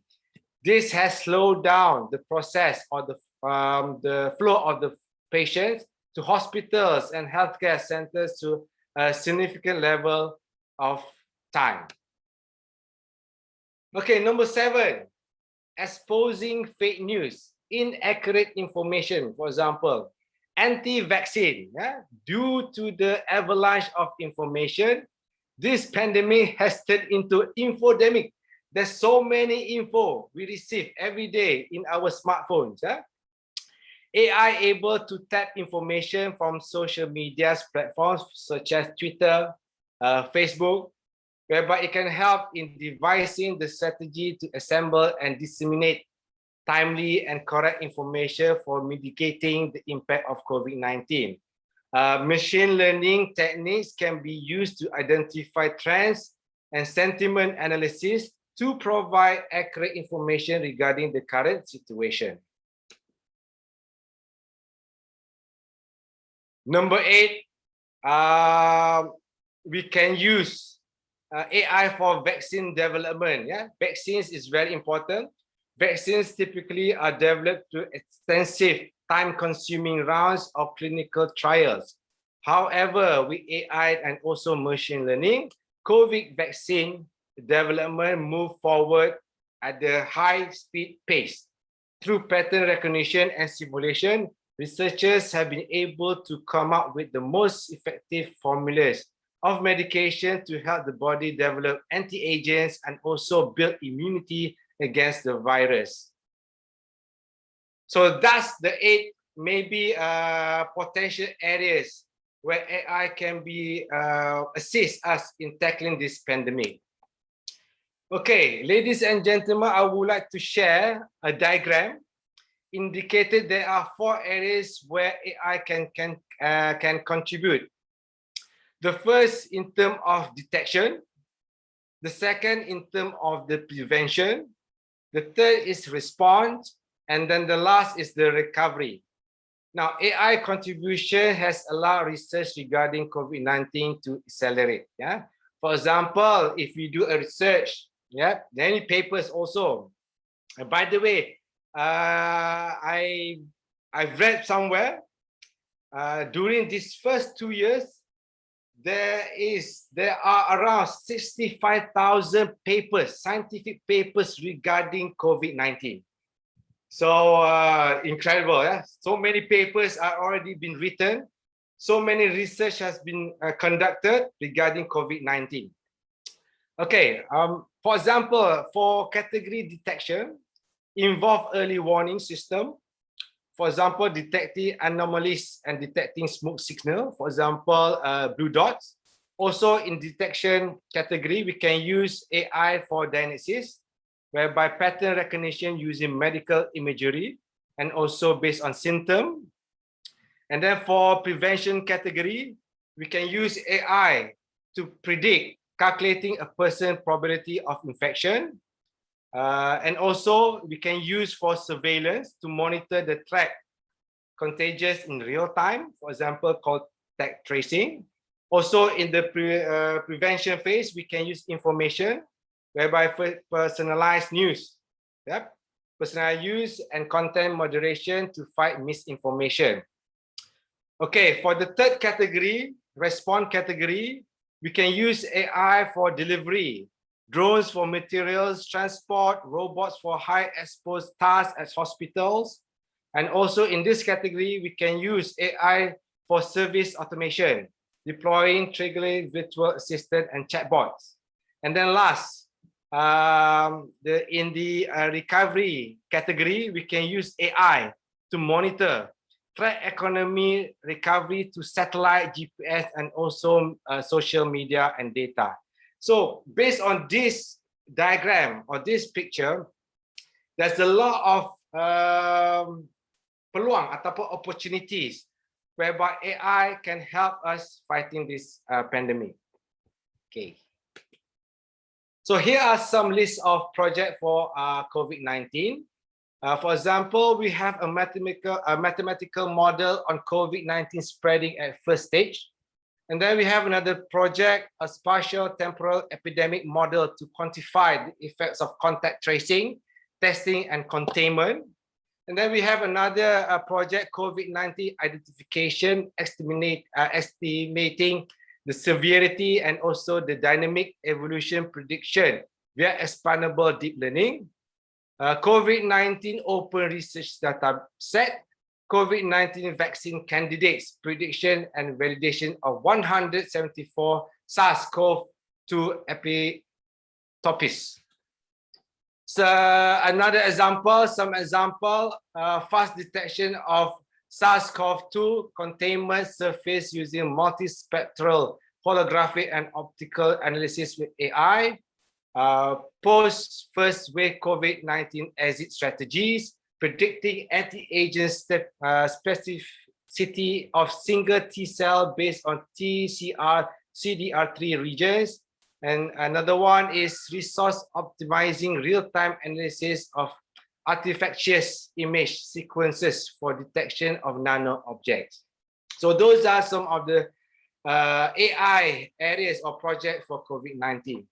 Now, for conclusion, artificial intelligence is basically upcoming and useful tool to identify early infections to coronavirus and also help in monitoring and monitoring the condition of the infected patient.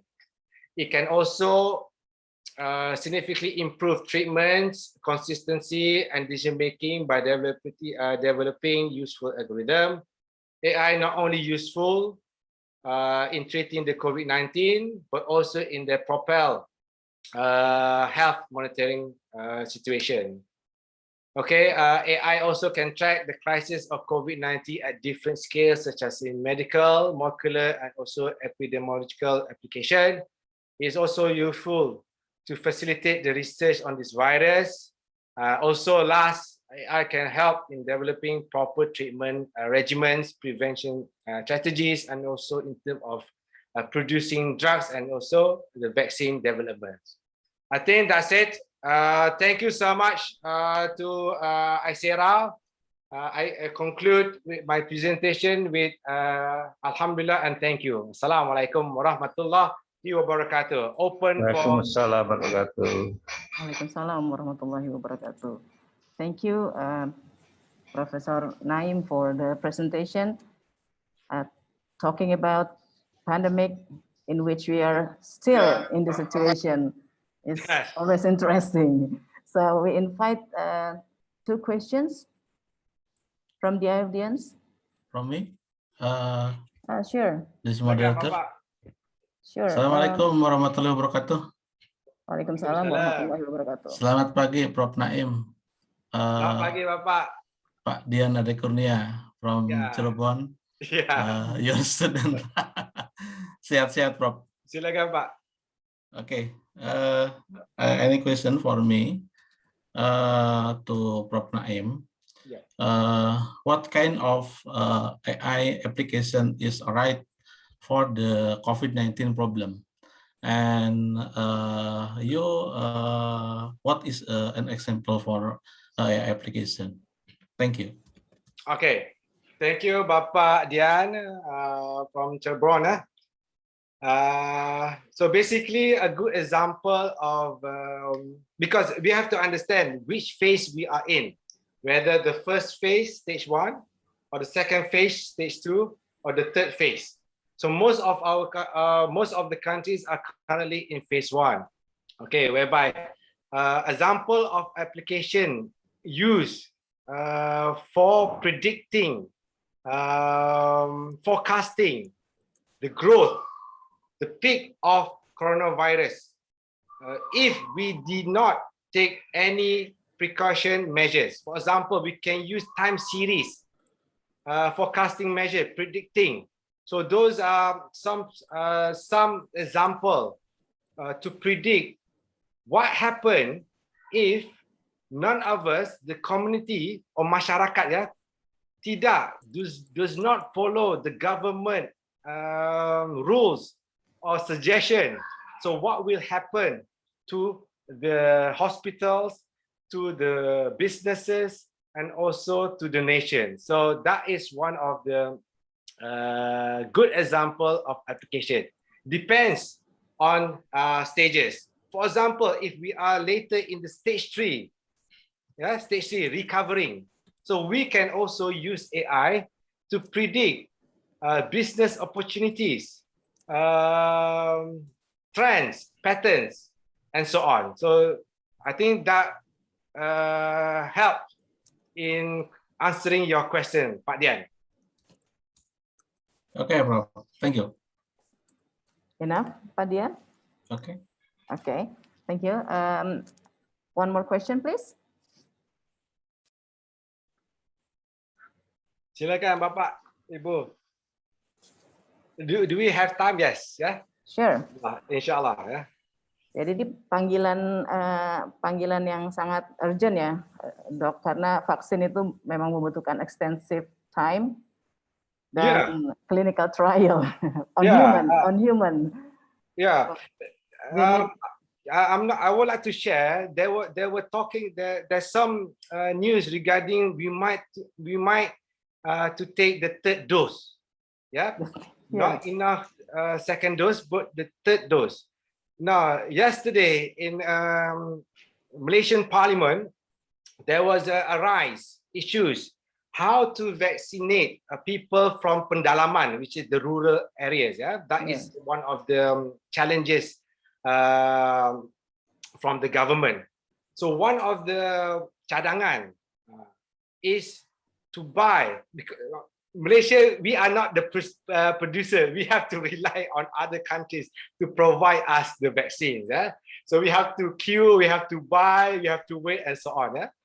So basically, there's a option that maybe we can buy Johnson and Johnson based on the rate is quite high, and it only require 1 dose only.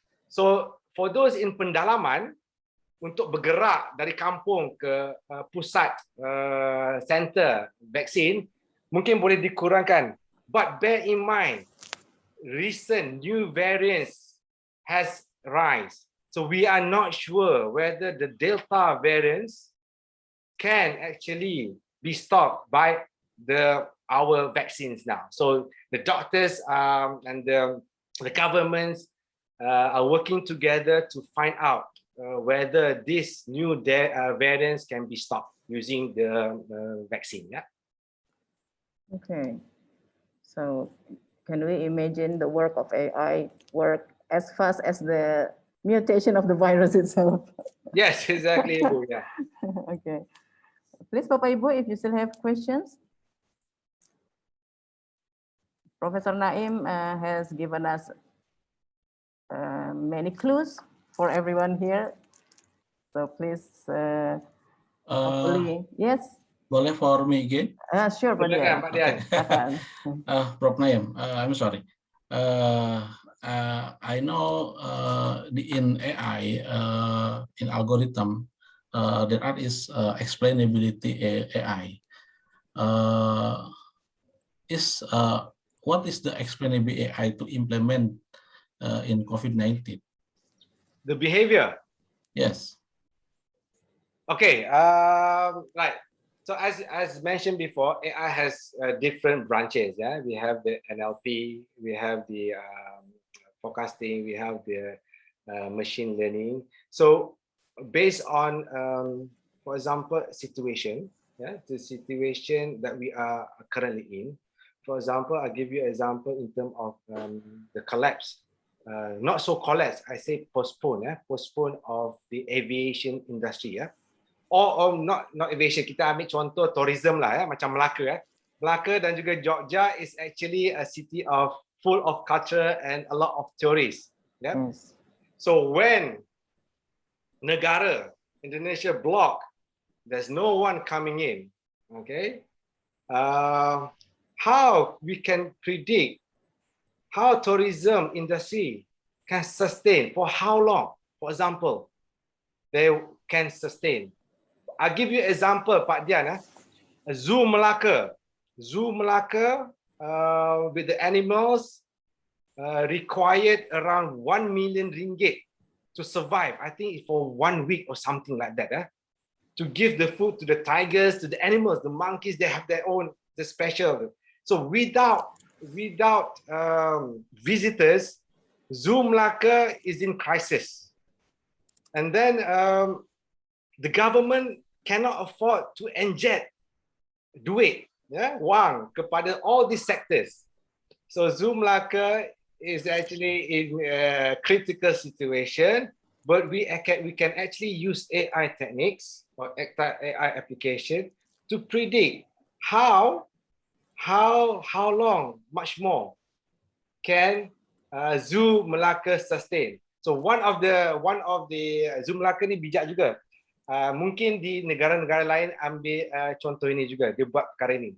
Zoo Melaka ataupun Taman Buaya di Melaka, dia buka untuk virtual tour, whereby we sitting at home, we pay a fees of 7 ringgit, and then we can actually see the animals and then go around the zoo. So these sectors needs to be creative and also innovative, just to survive, because the visitors, physical interaction, visitors cannot go to the zoo, and then the zoo have initial strategy to make a virtual zoo. So banyak Pak, memang luar biasa ini. Nasib baik ada AI Pak. Kalau tidak, without AI, I think we are in trouble. We are definitely in trouble. Okay, thank you, bro. Silakan. Ada lagi? It's our responsibility to help our people for not going back and forth from stage 1 to stage 2, back again to stage 1. Yes. The worrying is when we reach stage 2, and then we suddenly have to go back to stage 1. Itu tidak bagus lah. I think we are experiencing that kind of situation now. We go back to stage 1. Because of the new variant, because this Delta variant is very aggressive. It requires only 30 seconds if you next to it. Before Alpha, maybe require 10 to 15 minutes before it can jump from one person to another person. That's right. The Delta variant requires only 30 seconds. For example, it's very, very dangerous. In a blink. In a blink. Okay. Any more questions? We still have time. Maybe I want to ask a question. Silakan, Bapak Doktor. Hello, Prof Naim. Ya Pak. Selamat kenalan. Salam kenalan Pak. Okay, I just want a question about bias AI. So with having not enough data, can we skew the AI to what we need? So bias AI. So for example, just maybe vaccine production. So his strength using the data. So for example, we can just post everything about COVID-19 will be blocked by Facebook, by Twitter. So maybe data is already aligned to something maybe to achieve some purpose. What about the bias AI in this, Prof? Name? Okay, all right. Thank you. A very interesting question regarding the bias AI. Now, as we all know, Twitter, social media is open. Yep, everyone can tweet, everyone can send message, everyone can expose. Now, the government have some difficulty to trace, to filter this negative information. Yeah? So what the government can do is basically not only to filter, okay. The government actually can repost. For example, there's a negative news coming in. Instead of filtering the news, the government can repost, correct the information. For example, information yang semalam sebenarnya fake, ya. Untuk makluman semua, informasi sebenar adalah sekian. So at the moment, I can see that's the best trend for how the government can actually fight this fake news, yeah, this misinformation. Because if you have a high speed, a complex AI to filter all the information, that can also be troublesome. Yeah? So we must open. Also, we are deemed to access to all information, but is how we interpret the information, and also how the government can actually correct the information. So the trigger must be very quick. For example, today there's a news about negative of the vaccine. Besok tu ataupun itu jam juga government harus keluarkan satu announcement bahawa vaksin itu sebenarnya selamat, tidak membahayakan dan sebagainya. Itu pandangan saya lah tentang how we can tackle this fake news dan sebagainya. Bapak. Okay, thank you, Mr. Naim. Maybe another worry about EA is the enough of data. The kecukupan data in Indonesia. Because there are only small data, so maybe the EA cannot give a correct answer. Yes, for example, maybe in the first pandemic in 2020, maybe majority of prediction about when the COVID ended is false. False, yes, true, false. And there is almost a prediction about when the COVID-19 end is not correct. Jauh Pak, memang beda. So this is maybe a problem with AI without enough data. Maybe the keputusan is not correct. Maybe we have to be careful using AI. According with the small of data. Maybe that's it, Professor Naim. Thank you for your time. Thank you so much. Maybe I would like to add a bit on that. Yes, AI will not work if we give wrong information, wrong data. The AI only works if we input into the system the correct data. Now, Malaysia recently, I received a link whereby Malaysia has opened up this several set of data regarding COVID. So everyone in the world, actually, not only Malaysian, can actually access public data regarding Malaysia COVID-19 pandemic. So dari segi hospitalnya, bilangan pesakitnya, bila dan sebagainya, kita boleh kumpulkan data tu and then we can simulate dan juga see the pattern. I think thank you so much, Doktor, Suwantor, luar biasa doktor ni. Rambutnya macam betul-betul profesor ni. Lockdown. Because lockdown. You have the same problem, right? Because of the lockdown, you cannot go to the barber shop. Yeah.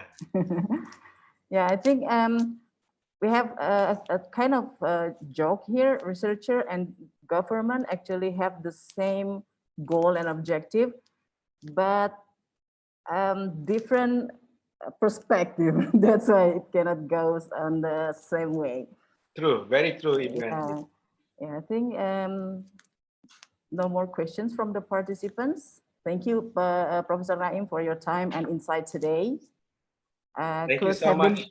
Clues have been delivered. The rest depends on the every one of us here. Hopefully, all participants get enlightened and make a call to participate in AI project to help solve the problem. Okay.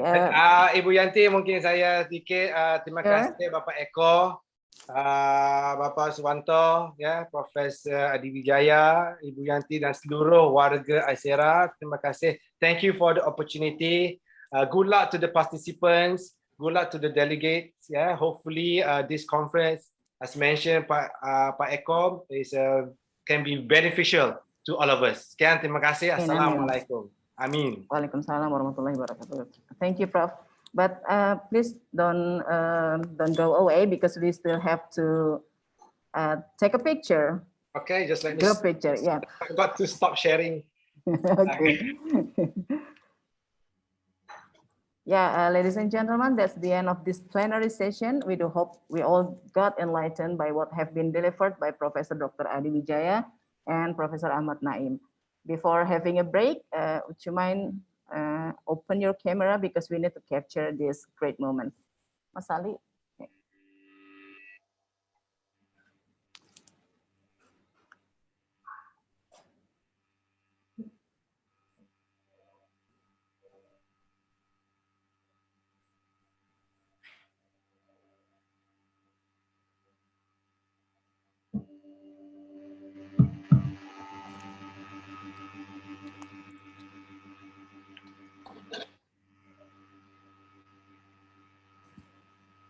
Perlu dihitung? Okay. Okay, we have 4 pages to capture. So we start with the first page. Get ready, everyone. 3, 2, 1. Thank you. Next page. Okay, ready? Yeah. 3, 2, 1. Okay. The third page. Ready? Okay. 3, 2, 1. Okay. The last one, the last page. Okay. 3, 2, 1. Okay, thank you, ladies and gentlemen. It's time for a break now. Our next parallel session will be started at 1 p.m. Jakarta time. Thank you.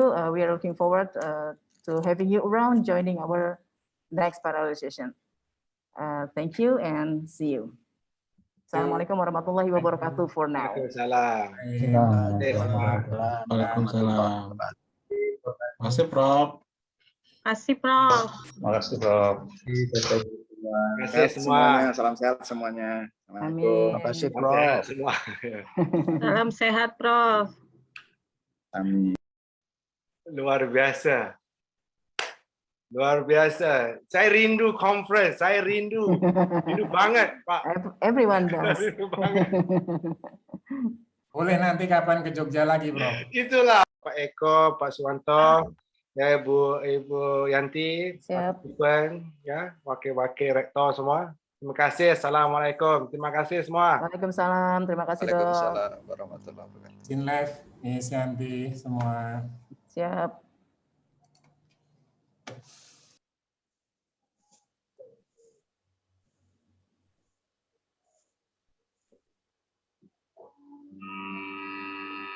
Nah, kenapa ada sapi?